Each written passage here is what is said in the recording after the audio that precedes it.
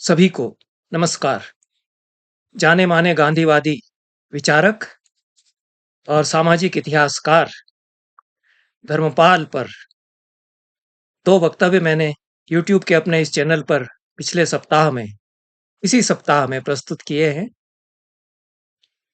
पहले में मैंने नालंदा विश्वविद्यालय में आयोजित धर्मपाल विषयक संगोष्ठी के उद्घाटन सत्र में दिए गए व्याख्यान का एक टुकड़ा प्रस्तुत किया है और दूसरे में मैंने इस संगोष्ठी का प्रतिवेदन अपनी टिप्पणी के साथ प्रस्तुत किया है। मेरे इस चैनल के मेरी इस धारावाहिनी के एक सुधी श्रोता ने कुछ पीड़ा के साथ मेरे पहले वक्तव्य पर टीप करते हुए लिखा है कि कितनी खेद की बात है कि धर्मपाल जी के प्रति कोई आदर सूचक संबोधन का प्रयोग किए बिना उनका नाम लिया जाता है। मैंने केवल धर्मपाल यह नाम ले दिया है, अंग्रेजी में जो बोला है उसमें भी और हिंदी में जो कहा है उसमें भी कहीं कहीं धर्मपाल जी मुंह से निकल गया है। उसमें मेरी उनके प्रति कोई असम्मान की भावना नहीं है और लापरवाही के कारण ऐसा हुआ है ऐसा भी नहीं है। मेरा ऐसा मानना है कि कुछ लोग जितने भी औपचारिक आदर सूचक विशेषण एट्रीब्यूट्स धर्म हैं उनसे थोड़ा ऊपर उठ जाते हैं, कुछ बहुत ऊपर उठ जाते हैं। तो राम का नाम लेते समय श्री राम, श्रीयुत राम ऐसा तो नहीं कहा जाता, राम कहना ही पर्याप्त है। गांधी जी का नाम मैं लेता हूं तो श्री गांधी जी ऐसा कभी नहीं कहता। वो सारे आदर सूचक विशेषण छोटे हैं, चाहे आप श्री लगाओ तो आदरणीय लगाओ तो जो कुछ भी लगाओ उनके नाम के पहले वो सब छोटे हैं। कुछ लोग इतने बड़े हो जाते हैं क्योंकि वे आदर सूचक जो संबोधन हैं वे हमारे जैसे मामूली लोगों के लिए प्रयुक्त किए जाकर के और घिसा गए। श्री राधा वल्लभ जी कहा जाए तो कहा जाए, डॉक्टर प्रोफेसर राधा वल्लभ जी कहा जाए, लेकिन धर्मपाल जी के पास कोई डिग्री है तो उसको लगा करके कहा जाए। हालांकि डिग्री कोई भी नहीं थी उनके पास। वो लाहौर डिग्री कॉलेज में उन्होंने एडमिशन लिया था, फिर गांधी जी के आंदोलन में सम्मिलित हो गए। उसके बाद उन्होंने कोई औपचारिक पढ़ाई किसी शिक्षण संस्थान में नहीं की जहां तक मुझे जानकारी है। लेकिन कोई भी डिग्री, कोई भी श्रीमान इत्यादि लगाना मेरे हिसाब से अनावश्यक है। कालिदास के अभिज्ञान शाकुंतल की टीका, बहुत ही सुंदर टीका, एक बड़े पंडित ने, महापंडित ने लिखी, अर्थात द्योतनी का टीका राघव भट्ट की। उसमें कालिदास की शाकुंतल की प्रस्तावना में एक वाक्य आ गया, कालिदास ग्रथित वस्तुना शाकुंतला विधेयन नाटकेन उपस्थातव्यम अस्माभिः। सूत्रधार प्रस्तावना में कहता है कि कालिदास ने जिसको लिखा है, कालिदास ने जिसकी वस्तु ग्रथित की है, ऐसे शाकुंतल नामक नाटक की प्रस्तुति हमको करना है। राघव भट्ट यह प्रश्न उठाते हैं कि केवल कालिदास लिख दिया, सूत्रधार ने केवल कालिदास कह दिया, कालिदास इतने महान है, उनके पहले कोई आदर सूचक शब्द नहीं। उसके उत्तर में वे कहते हैं कि केवल कालिदास कह दिया, इसमें सारा आदर समा गया है, केवल कालिदास कहना पर्याप्त है, कोई आवश्यकता नहीं कालिदास को श्रीमान श्री कालिदास कहने की। कालिदास कहते ही संस्कृत के सबसे बड़े महाकवि अपने आप बोधित हो जाता है, इसलिए महाकवि कालिदास कहने की भी कोई आवश्यकता नहीं। कालिदास नाम ही सब कुछ उजागर करने वाला है। जिन्होंने धर्मपाल को जाना है, समझा है, वे केवल धर्मपाल भी यदि कह देते हैं, धर्मपाल जी निकल जाता है वो भी अच्छा है, गांधी जी मेरे मुंह से निकलता है, लेकिन न भी निकले और केवल गांधी कहूं, मेरी कोई असम्मान की भावना गांधी के लिए नहीं होती। मेरे लिए वे बहुत बड़े हैं, धर्मपाल भी उसी तरह से बड़े। विनोबा के लिए भी श्रीमान विनोबा जी ऐसा कहने की कोई आवश्यकता नहीं है। ये लोग इन सारी औपचारिकताओं से, संबोधनों की जो शिष्टताएं हैं, पद्धतियां हैं, उनसे ऊपर हैं। इसलिए कृपया इसको अन्यथा न लें। यदि मैंने धर्मपाल जी न कहकर, आदरणीय धर्मपाल जी न कहकर केवल धर्मपाल कह दिया है। मैंने चर्चा की थी कि हिंदी जगत के सामने धर्मपाल को प्रस्तुत करने का श्रेय आचार्य विजय बहादुर सिंह जी को जाता है। इस नाते हिंदी जगत को उनका कृतज्ञ होना चाहिए कि उन्होंने प्रयास करके धर्मपाल जी की पुस्तक India before the British rule, उसकी जो लेखमाला कहीं अखबार में छपी थी, उसको संपादित करके और उपलब्ध कराया। मेरी तो आंखें उसी पुस्तक को पढ़ने के बाद खुली। इसलिए धर्मपाल जी पर चर्चा जारी रहे, इस मंशा के साथ मैंने विजय बहादुर जी से संपर्क किया एक बार फिर। संपर्क उनसे प्रायः प्रतिदिन या हफ्ते में 2-1 बार होता ही है। संचार माध्यमों से और व्यक्तिगत रूप से प्रत्यक्ष भेंट से भी होता ही है। लेकिन मैंने यह उचित समझा कि धर्मपाल को उन्होंने प्रकाशित करने की आवश्यकता क्यों समझी, और धर्मपाल से चूंकि वे व्यक्तिगत रूप से परिचित रहे हैं, धर्मपाल का स्नेह भी उनको प्राप्त हुआ और दोनों में मुलाकातें होती रहीं। और मैंने धर्मपाल जी को प्रत्यक्ष नहीं देखा, यद्यपि वे आते जाते रहते थे मध्य प्रदेश में, जहां मैं रहता रहा हूं। भोपाल भी उनका आना जाना होता रहा है, संपर्क उनका रहा। मैं सागर में था तो मैं नहीं पहुंच पाया। जब जब धर्मपाल जी भोपाल आए, प्रत्यक्ष भेंट मेरी उनसे नहीं हो सकी। पर मध्य प्रदेश से धर्मपाल का संबंध रहा है और विजय बहादुर जी मेरे परिचितों में उन लोगों में सबसे पहले स्मरणीय हैं जिन्होंने धर्मपाल जी के साथ चर्चाएं की हैं और कुछ मेल मुलाकातें दोनों में होती रही हैं। उस पर जो उन्होंने लिखा है अंग्रेजों से पहले का भारत की भूमिका में, उसकी मैं चर्चा कर चुका हूँ।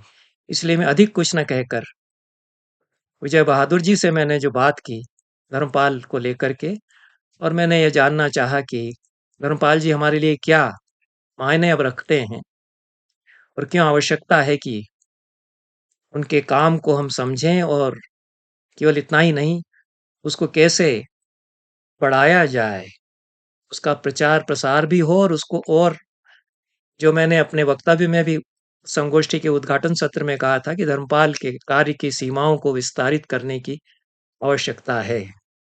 मुझे विजय बहादुर जी से यह एक अच्छी जानकारी मिली कि धर्मपाल जी तो स्वयं ऐसा सोच रहे थे कि यह जो उन्होंने 18वीं शताब्दी पर काम किया है, उसको कुछ और पीछे भारत में जो आसन्न अतीत है उसकी सीमा पीछे ले जाते हुए उस अतीत में झांका जाए। तो 17वीं शताब्दी पर उन्होंने चर्चा कुछ विजय बहादुर जी से की थी। शायद वो कुछ सोच रहे थे कि आगे काम इस पर भी करना चाहिए। 18वीं शताब्दी के भारत को हम समझें, 17वीं शताब्दी के भारत को समझें, 16वीं, 15वीं, 14वीं, 13वीं शताब्दी के भारत को भी हम समझें, 12वीं शताब्दी के भारत को समझें।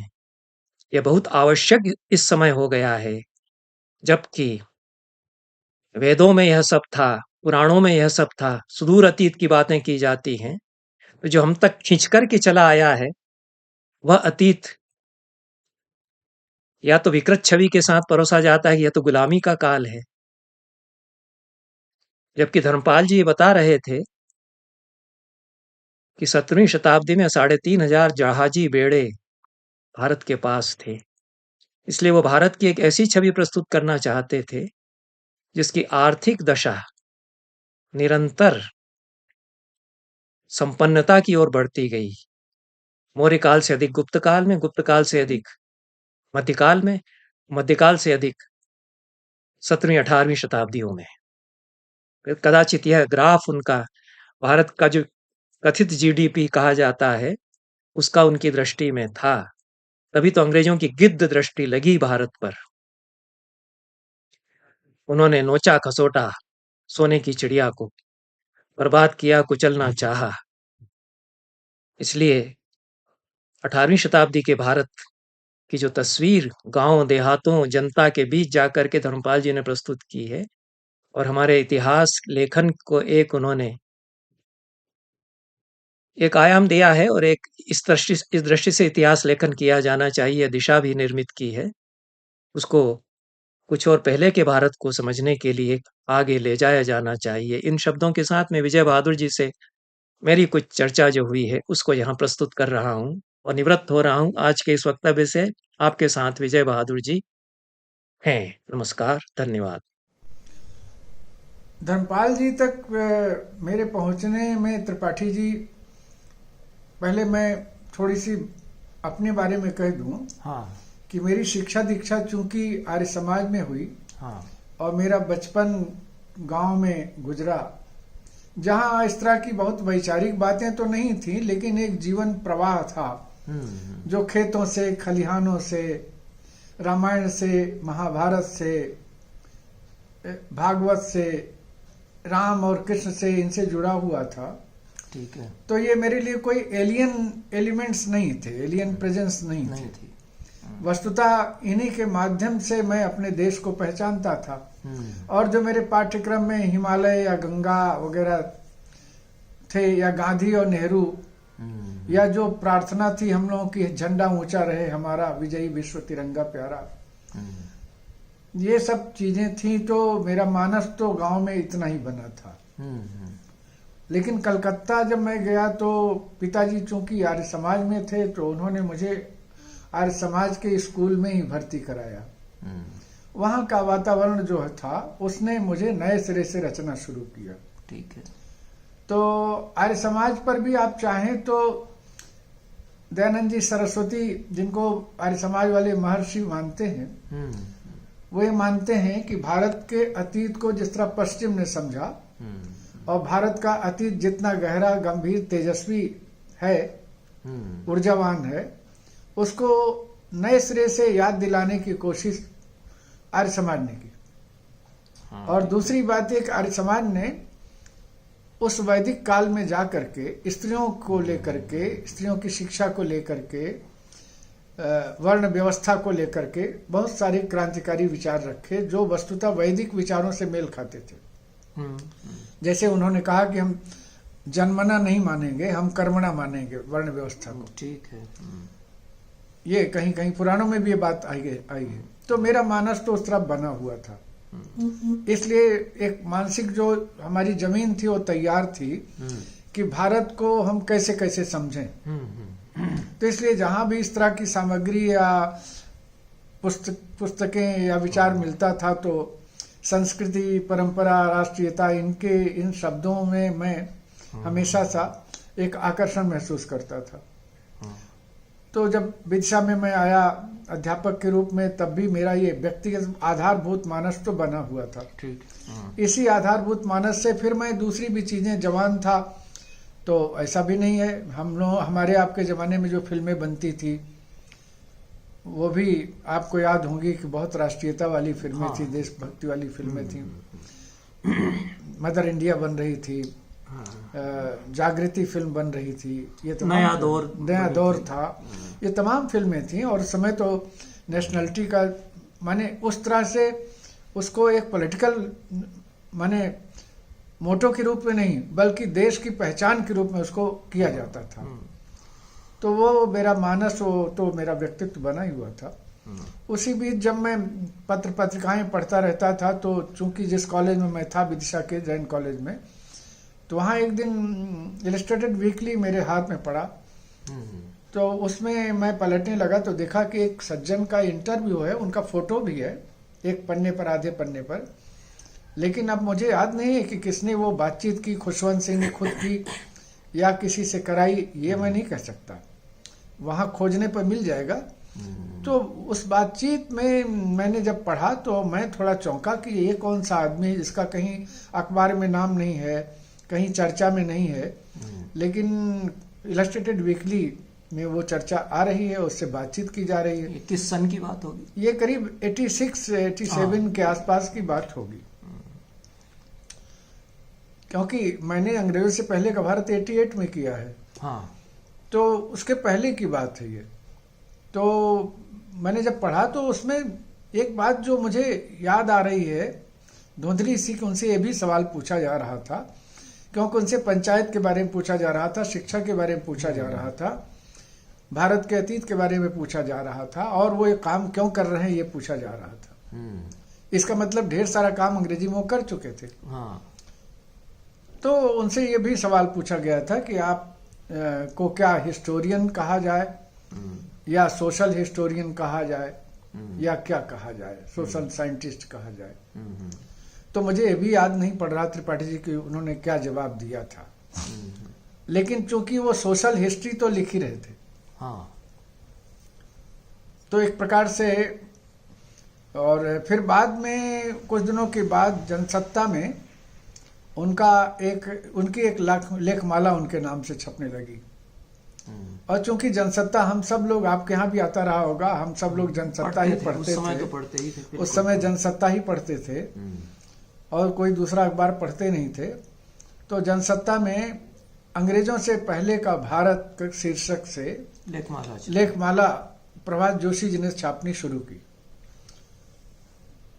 तो बाद में मुझे पता लगा कि पूना विश्वविद्यालय ने धर्मपाल जी को आमंत्रित करके इस विषय पर लेखमाला, एक व्याख्यान माला कराई थी। उसी व्याख्यान माला का ट्रांसलेशन प्रभात जोशी ने करा के इसको छापना शुरू किया था।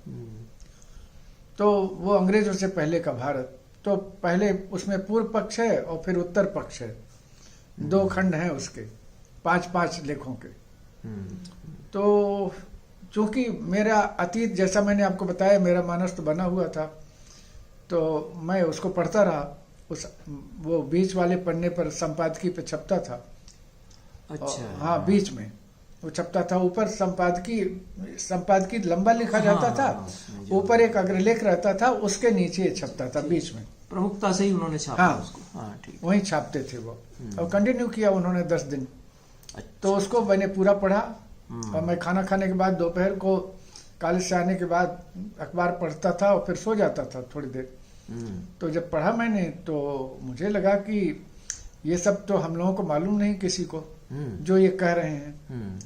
तो फिर मैंने सोचा कि ये छापा जाए, लेकिन फिर ये सोचा कि कैसे छापा जाए, ये कौन आदमी है, क्या है। तो मैंने कहा जब दिल्ली जाऊंगा तो किसी प्रभात जी से या अनुपम से पूछूंगा। तो वैसे ही संजोग देखिए कि जिस दिन मैं गया अनुपम से पूछने, क्योंकि उनके यहाँ तो मैं रुकता था, अनुपम मिश्र के यहाँ, गांधी शांति प्रतिष्ठान में। हाँ, 21 नंबर में। गांधी, जहाँ गांधी जी की स्मृतियां रखी हैं राजघाट के सामने, उसमें है वो गांधी परिसर वाला। अच्छा। तो गांधी शांति प्रतिष्ठान दीनदयाल उपाध्याय मार्ग पर है, और ये रिंग रोड पर है। अच्छा, ये अलग है। जहाँ, तो मैं अनुपम मिश्र के पास गया, तो मैंने कहा कि ये धर्मपाल जी के बारे में कुछ बताइए। और तो कहने लगे कि अरे धर्मपाल जी तो आए हुए हैं। तो मैंने कहा कहाँ हैं?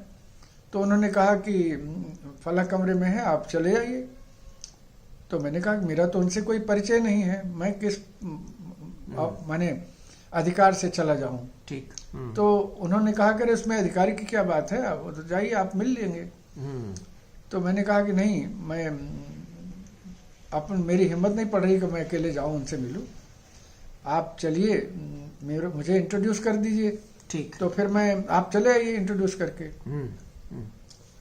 तो थोड़ी बहुत ना नून के बाद कि फिर वो मेरे साथ गए, और दरवाज़ा खटखटाया, तो दरवाज़ा शायद खुला ही था। तो हम लोग गए, तो वो बाथरूम से पायजामा पहन के, एकदम धुला हुआ पायजामा और कुर्ता पहन के बटन लगाते हुए बाहर आ रहे थे। तो उन्होंने खड़े खड़े ही, उन्होंने कोई बैठे बैठे कोई बातचीत नहीं हुई, सारी बातचीत खड़े खड़े हो रही थी। उन्होंने ना मुझे बैठने को कहा, ना ये भी कहा कि मैं ठीक हो जाऊं तब आप आइए थोड़ी देर में, ये सब कुछ नहीं कहा। बाथरूम से निकलते ही बातचीत शुरू हो गई अनुपम जी ने, और उन्होंने मुझे सुनना शुरू कर दिया। तो मैंने कहा कि, उन्होंने कहा कि ये विजय बहादुर सिंह हैं और विदिशा में पढ़ाते हैं, और ये सब कह के वो निकल गए। अच्छा। तो मैंने कहा कि मैं तो इसलिए आया हूँ, मैं आपकी लेख माला पढ़ के मैं बहुत मुग्ध हुआ हूँ, और मुझे लगता है कि इसको सब जगह पहुँचना चाहिए। तो उन्होंने कहा हूँ, ऐसा कुछ कहा, ऐसा, लेकिन बहुत बेमन से कहा उन्होंने। तो मैंने कहा कि मेरे मन में आ रहा है कि मैं इसको पुस्तिका के रूप में निकाल दूं। तो उन्होंने कहा कि, पहले तो उन्होंने ये कहा कि क्या करेंगे निकाल कर।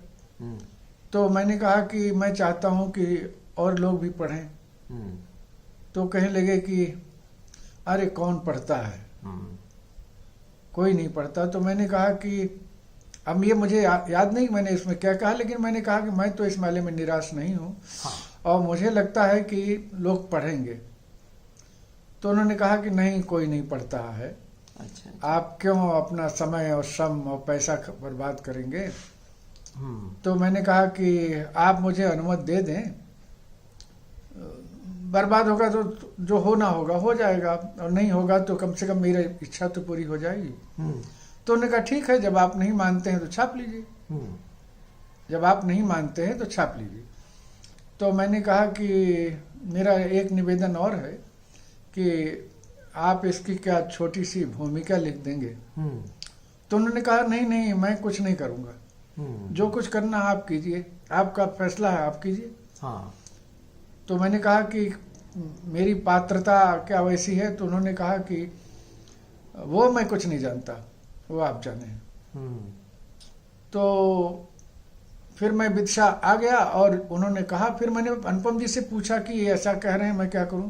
कहले अरे छाप लीजिए, जब उन्होंने कहा है तो मना थोड़े कर देंगे। ठीक। मैं थोड़ा, तो फिर मैंने छाप दिया।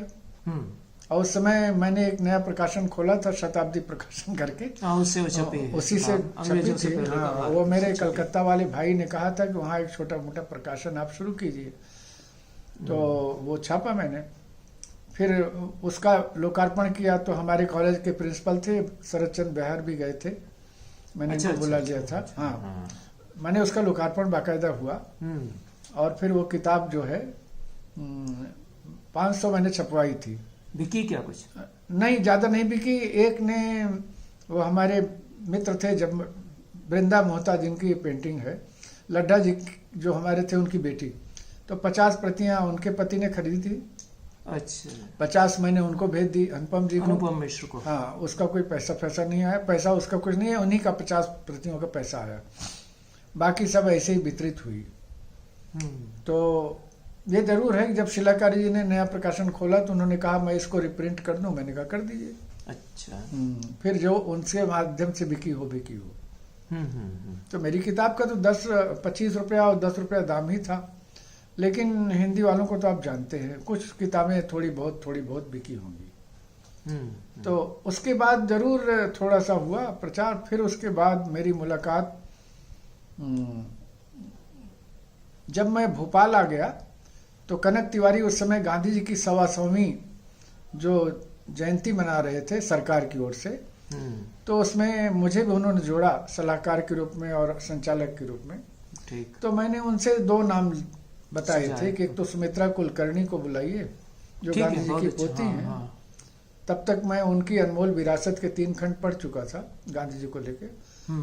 बहुत अच्छा लिखा है। हाँ, उनको सुना भी है मैंने। हाँ, तो उसके बाद तो धर्मपाल जी फिर आए। ठीक। लेकिन बोले कुछ नहीं। वो आए, 2-3 दिन बैठते थे, रोज सुनते रहते थे, बोलते कुछ नहीं थे। एक दिन वो 2 वाक्य बोले और वो, मैं चौंक गया। बोल, संविधान पर कोई बातचीत थी तो उन्होंने कहा कि ये संविधान हमारे समाज के अनुरूप नहीं है। हाँ, ठीक है। ठीक है ना। तो ऐसा कह के वो चुप्पी साध गए, कुछ बोले नहीं। ना उनका किसी ने विरोध किया, ना उन पर ध्यान दिया। लेकिन फिर उनका आना जाना शुरू हो गया भोपाल। हाँ। तो फिर उसके बाद एक बार उन्होंने फिर मुझे संदेश भिजवाया कि मैं फला तारीख को आऊँगा और स्टेट गेस्ट हाउस में रुकूंगा। तो मुझे लगा कि शायद ये कनक तिवारी वगैरह या जिसके माध्यम से भी उनको बुला के ठहराया गया था। तो मैं गया, खोजते खाजते गया तो देखा कि धर्मपाल नाम के कोई व्यक्ति ठहरे नहीं। तो मैंने अटेंडेंट से पूछा कि भाई यहाँ धर्मपाल नाम के कोई आदमी, तो उसने कहा कि नहीं, इस तरह कोई आदमी यहाँ नहीं आया। तो हमने कहा कि नहीं, वो तो उन्होंने मुझे कहा। तो उन्होंने कहा दरवाजों पर देख लीजिए, सबके नाम लिखे हुए हैं। तो मैंने दरवाजे पे जाके एक दरवाजे पर देखा तो उसमें धर्मपाल सिंह नाम लिखा था। तो फिर मैं लौट के आया तो मैंने कहा उस पर धर्मपाल सिंह नाम लिखा है। तो कहने लगे वो एक ही नाम इस तरह का है, बाकी मैं जानता नहीं, मैं तो किसी को नहीं जानता कौन है, कहाँ से आया। तो मैंने नॉक किया तो उन्होंने खोला, तो मैंने फिर वही थे। तो तब मुझे पता लगा वो सिंह है और वो वहाँ के हैं, वो कहाँ के, मुजफ्फरनगर के। हाँ, मुजफ्फरनगर, ठीक है, पश्चिमी यूपी के आदमी। तो उनको ये लगा, फिर बीच में धीरे धीरे ये लगने लगा कि मैं उनका माने दीवाना, ये तो उनको लग गया। ठीक, हाँ। कि उनको लेकर के मेरे मन में एक खास प्रकार की दीवानगी है। तब उन्होंने अपनी ओर से फिर मुझे संवाद करना मुझसे शुरू किया कि अगर भोपाल आ रहे हैं तो मुझे खबर होनी चाहिए। ये उन्होंने हमेशा किया। तो एक तो ये किया, और दूसरे फिर और बातें हैं जो मेरी मुलाकातें हैं। लेकिन यह है कि जब उनकी फिर अंग्रेजी में पूरी की पूरी रचनावली आई, तब उन्होंने मुझे खबर की कि फला प्रकाशन से आ रही, उसका फ्लैप वो भेजा था, पोस्टर वगैरह, और उसी पर एक 5 लाइन लिखा था कि ये किताब आ रही है और आप अपने मित्रों को बुला करके जिनको इंटरेस्टेड हो उनको बिकवा दीजिए। अच्छा। तो मैंने 2-3 प्रतियां बिकवाई थी। तो इतना ही था। और फिर बाकी बातें और तो संस्मरण बहुत हैं उनके। उनके कार्य की अब क्या प्रासंगिकता? देखिए, उनके कार्य का मुझे क्या वो ऐसा इसको लगता और है, विस्तार देना चाह रहे थे? वस्तुतः जो भारत का इतिहास है, खास तौर से वो अंग्रेजों से पहले के भारत की तलाश कर रहे थे। वो भारत जिस पर अंग्रेजों की निगाह थी।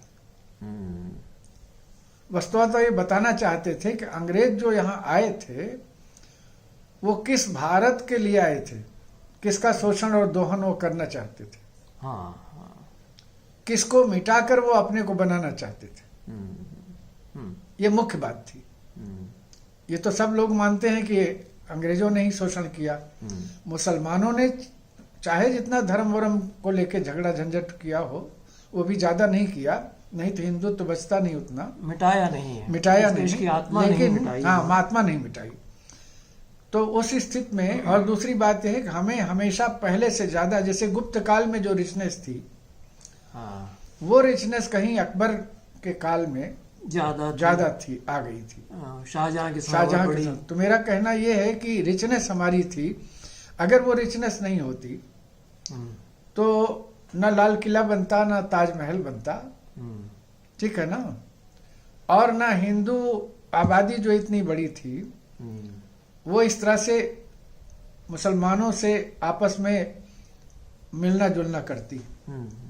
जबकि ऐसा नहीं हुआ, क्योंकि आप तो संस्कृत के आदमी हैं। संस्कृत की पाठशालाएं भी खूब थी, संस्कृत के विद्वान थे। अब ये बताइए कि अगर नहीं थे तो दारा शिकोह कैसे पैदा हो गया, पंडित जगन्नाथ कैसे वहां गए मुगल दरबार में। ये लोग सब हिंदी में कविताएं लिखते थे, ब्रज भाषा में। मोहम्मद शाह रंगीले नाम का एक आदमी था जिसके दरबार में घनानंद थे। हाँ, और अब्दुल रहीम खान, ये लोग अब्दुल रहीम खाना, रस खान और खुसरो, ये तमाम लोग थे ना। तो इसका मतलब ये है कि तो खुद ही कोशिश कर रहे थे। और जो हिंदुस्तानी डेवलप हो रही थी, जिसको हिंदवी कहते हैं, अरेकता कहते हैं, वो तो हिंदी और वो फारसी के मेल से ही डेवलप हो रही थी ना। तो मेरा ऐसा लगता है उस परंपरा को वो याद दिलाना चाहते थे कि तुम क्या थे और तुम्हारे पास समृद्धि क्या थी, तुम्हारा कल्चरल ट्रेडिशन क्या था, तुम्हारा वैभव क्या था, फिर तुम्हारी विश्व दृष्टि क्या थी। भारतीय मानस चित्त और काल में जो बताने की कोशिश कर रहे हैं कि अगर आप अपनी धुरी पर नहीं रहेंगे तो आप तो गुलाम होने के लिए मजबूर हैं। जिसमें पहले ही कि किस तरह से, जिसको आप कहते हैं कि औपनिवेशीकरण, हमारा औपनिवेशिक दिमाग हो गया हमारा।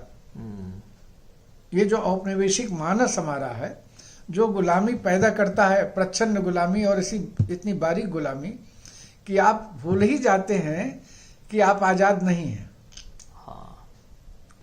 तो धर्मपाल वो बेसिक काम कर रहे थे। तो उस बेसिक काम के नाते उनको याद किया जाना चाहिए। दूसरी बात, हमारी वे ऑफ थिंकिंग क्या थी। जैसे कि आगे से जब पूछा जा गया है, रघुवीर शाह ने पूछा है, जो इंटरव्यू आगे का आकाशवाणी से, वहाँ उनसे पूछा गया है कि आप भारतीय संस्कृति और जो पश्चिम की संस्कृति है उसमें क्या फासला। तो उनका कहना है कि हमारे जो मूल्य हैं, हमारी जो विश्व दृष्टि है, हमारी जो काल दृष्टि है, ठीक, हमारा जो जीवन बोध है वो उनके जीवन बोध से अलग है। और ये बेसिक है। जब तक हम इसको याद नहीं करेंगे तब तक हम भारतीय कहलाने के गौरव से दूर ही रहेंगे। तो धर्मपाल उसको बहुत ठोस तरीके से कर रहे थे। और फिर धर्मपाल यहाँ की पंचायतों पर, यहाँ की शिक्षा व्यवस्था पर वो आंकड़े इकट्ठा करके, वो तो उन्होंने जो आंकड़े इकट्ठा किए वो उन्होंने ब्रिटिश संग्रहालय से किए हैं। ऐसा भी नहीं है कि उन्होंने कहीं से गप मार दिया है, वो सब बाकायदा आंकड़े दे करके फिर वो बातें कह रहे हैं। तो इसलिए मुझे लगता है कि धर्मपाल को एक प्रकार से भारत को जानने के लिए, जैसे कि आप देखते होंगे कि नेहरू भी भारत को जानने के लिए डिस्कवरी ऑफ इंडिया लिख रहे हैं। ठीक है। तो उसी आधार भारत जो है वो भारत क्या है इसे जानने और बताने के लिए धर्मपाल भी काम कर रहे हैं। नेहरू एक लंबा वक्त ले रहे हैं, धर्मपाल वो लंबा वक्त नहीं ले रहे हैं। वस्तुतः वो एक प्रकार से अंग्रेजों के पहले का जो भारत है 17वीं 18वीं शताब्दी का उसे ले रहे हैं। 18वीं 19वीं शताब्दी का उन्होंने लिया, पर क्या उनको कुछ और पीछे जाने की जरूरत नहीं? 17वीं शताब्दी पर वो काम कर रहे थे। वही।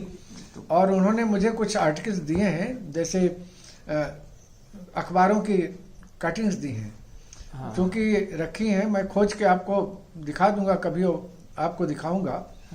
वो मुझे देते गए थे या ये जो उन्होंने, जब कभी वो बहुत स्नेह से, जैसे कि बहुत अधिकार पूर्वक किसी को उत्तराधिकारी के रूप में सौंप रहे हो, तो वो, अब ये तो मुझे मालूम नहीं था वो काम कर रहे हैं क्या। तो उन्होंने कहा, विजय बहादुर जी आपको पता है कि क्या 17वीं शताब्दी में हमारे पास 3500 जहाजी बेड़े थे। तो मैंने कहा मुझे तो नहीं मालूम है।